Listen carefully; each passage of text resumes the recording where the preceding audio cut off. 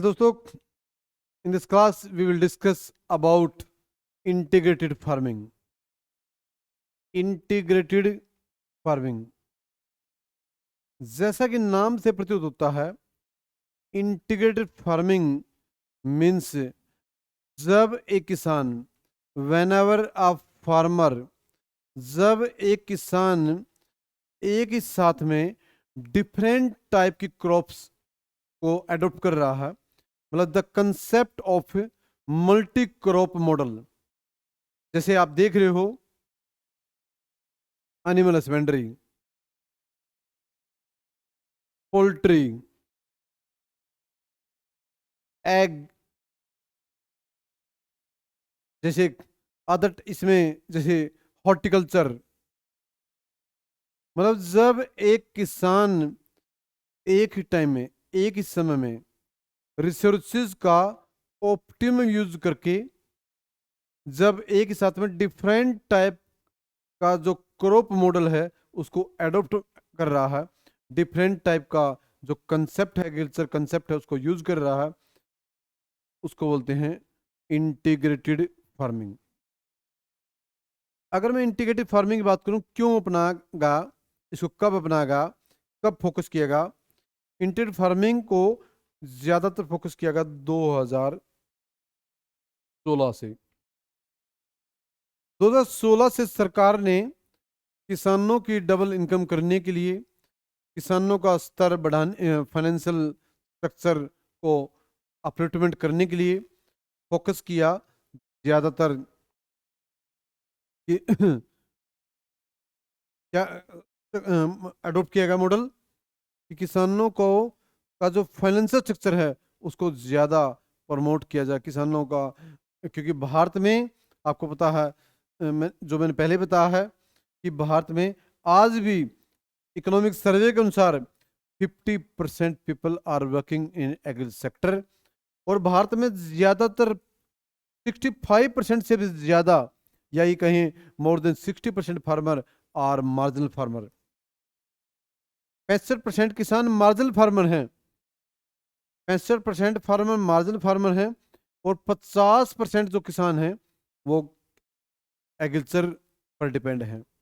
जबकि अमीर जो देश हैं, चाहे वो इटली है, चाहे फ्रांस है, चाहे वो इटली, फ्रांस, जर्मनी है, जापान है, यूएसए है, वहां पर 5%, 6%, 5%, 6%, 7% पीपल आर वर्किंग एग्रीकल्चर।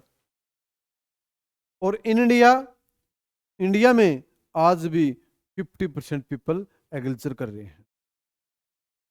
जबकि इंडिया में पॉपुलेशन आज दुनिया में भारत में सबसे ज्यादा पॉपुलेशन है, क्योंकि जो एरिया है इंडिया का वो बहुत थोड़ा है, इसलिए जो एरिया ऑफ लैंड है is very low, size of farm है बहुत स्मॉल है, जबकि पॉपुलेशन इंडिया की ज़्यादा है।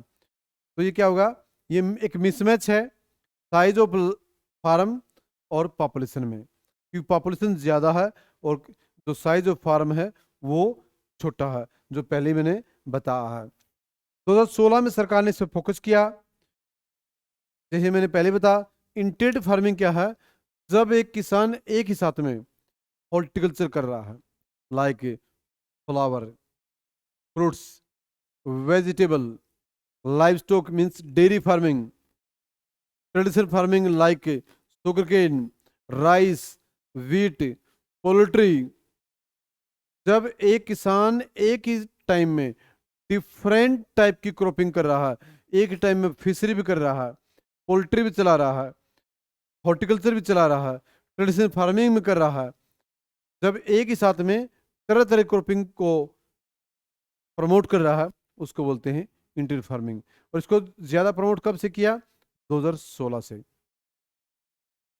अब क्यों गवर्नमेंट ने इंटीग्रेटेड फार्मिंग को प्रमोट किया, इंटीग्रेटेड फार्मिंग क्या मेन ऑब्जेक्टिव हैं, क्या इंपॉर्टेंस है, importance of integrated farming in India.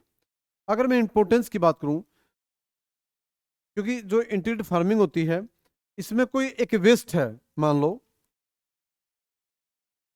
कोई एक वेस्ट है तो उसका कहीं दूसरी जगह उसका रीयूज हो जाता है। जैसे मैं एग्जाम्पल दूं, जैसे काउडंग है, काउडंग का यूज करते हैं किसमें, मैन्योर में, इसमें यूज करते हैं मैन्योर में। तो एक वेस्ट को इसमें दूसरी जगह यूज किया जाता है। अब इंपॉर्टेंस क्या है इंटीग्रेटेड फार्मिंग का? इंटीग्रेटेड फार्मिंग का जो पहला इंपॉर्टेंस है, पहला जो इंपॉर्टेंस है वो है फूड सिक्योरिटी। क्योंकि अगर इंटीग्रेटेड फार्मिंग कोई किसान कर रहा है तो नई नई इनोवेशन, नई नई टेक्नोलॉजी अडॉप्ट करेगा। वो ग्लोबल और इंडिया का सिनेरियो देखेगा कि ग्लोबल सिनेरियो क्या है, इंडिया का सिनेरियो क्या है, किस क्रॉप की क्या डिमांड है, उसके अनुसार ही वो एग्रीकल्चर को प्रमोट करेगा। वही मेथड अडॉप्ट करेगा जिसमें ज़्यादा कॉस्ट कम हो, मतलब कटिंग कॉस्ट का काम करेगा और प्रमोट करेगा मैक्सिमम प्रॉफिट को। तो पहला काम है फूड सिक्योरिटी होगा, क्योंकि देश में ज़्यादा प्रोडक्शन होगा, ज़्यादा प्रोडक्शन होगा तो फूड सिक्योरिटी होगी। दूसरा इंपॉर्टेंस का रिड्यूस पावर्टी, रिड्यूस पावर्टी, क्योंकि मैंने बताया पहले ही भारत में 50% farmer are working in agriculture sector आज भी। तो उससे क्या होगा, किसान की जो हालत है, बहुत पतली हालत है, वो किसान की जो हालत है वो काफ़ी सुधार करेगी, सुधरेगी इसे। थर्ड इंपॉर्टेंस फूड सिक्योरिटी, पहला इंपॉर्टेंस। दूसरा रिड्यूस पावर्टी। तीसरा to promote sustainable agriculture, sustainable agriculture promote होगी। क्यों सस्टेनेबल एग्रीकल्चर? क्यों? क्योंकि जो एग्रीकल्चर वेस्ट है, एग्रीकल्चर जो वेस्ट है, जैसे मैंने बताया, मैंने काउडंग है मान लो, उसका यूज करेगा वो मैन्योर में, एक कंपोस्ट बनाएगा और एज ए फर्टिलाइजर उसका यूज करेगा। फोर्थ सोइल फर्टिलिटी इंक्रीज होगी, फर्टिलिटी। तो सोइल फर्टिलिटी है due to lack of, due to due to lack of fertiliser and pesticide. Fertiliser और पेस्टिसाइड का कम यूज होने से, अगर वो मैन्योर का यूज करेगा, कंपोस्ट का यूज करेगा, तो सोइल फर्टिलिटी बढ़ेगी। फिफ्थ जो इंपॉर्टेंस है, increase standard of living of farmer. Farmer का जो स्टैंडर्ड ऑफ लिविंग है वो बढ़ेगा, क्योंकि इसकी कॉस्ट कम आएगी, प्रॉफिट ज़्यादा होगा, ऑर्गेनिक फार्मिंग को प्रमोशन मिलेगा। क्योंकि आज पूरी दुनिया में, not only India but also पूरे वर्ल्ड में, जो ऑर्गेनिक फार्मिंग है उसकी बहुत ज़्यादा डिमांड है। यदि वो इंटीग्रेटेड फार्मिंग करेगा तो जो किसान कर रहा है, मान लो मैंने पहले बताया कि जो वेस्ट है उसका यूज होगा। मान लो कोई फॉर एग्जांपल कोई राइस वेस्ट है, डबल है, मान लो पुराल है, जो राइस है उसका यूज किया करेगा, वो फोडर के तौर पर काम करेगा, पशुओं के खिलाने के लिए काम करेगा। मतलब इसमें कोई वेस्ट नहीं जाएगा, एक वेस्ट दूसरी जगह काम आएगा। इसमें नए नए इनोवेशन प्रमोट होंगे, नई नई टेक्नोलॉजी अडॉप्ट होगी। क्योंकि यदि किसानों के पास पैसा आएगा, यदि किसानों के पास पैसा आएगा, किसान ज़्यादा प्रमोट होगा, किसान नई नई टेक्नोलॉजी अडॉप्ट करेगा, नई नई इनोवेशन करेगा। जैसे आज की अगर बात करूं, भारत में इंटीग्रेटेड फार्मिंग के एग्जांपल की बात करूं, सम स्टेट्स लाइक, जैसे आंध्र प्रदेश है, आंध्र प्रदेश, केरला है, आंध्र प्रदेश, केरला जैसे ऐसे स्टेट हैं जहां पर इंटीग्रेटेड फार्मिंग, महाराष्ट्र है, गुजरात है, महाराष्ट्र, गुजरात, आंध्र प्रदेश, कर्नाटक, ऐसे स्टेट जहां पर इंटीग्रेटेड फार्मिंग काफ़ी प्रमोट किया जा रहा है, क्योंकि वो नई नई इनोवेशन, नई नई टेक्नोलॉजी को एडॉप्ट कर रहे हैं। जिन क्रॉप्स की ज़्यादा डिमांड है उन्हीं को ज़्यादा प्रमोट कर रहे हैं।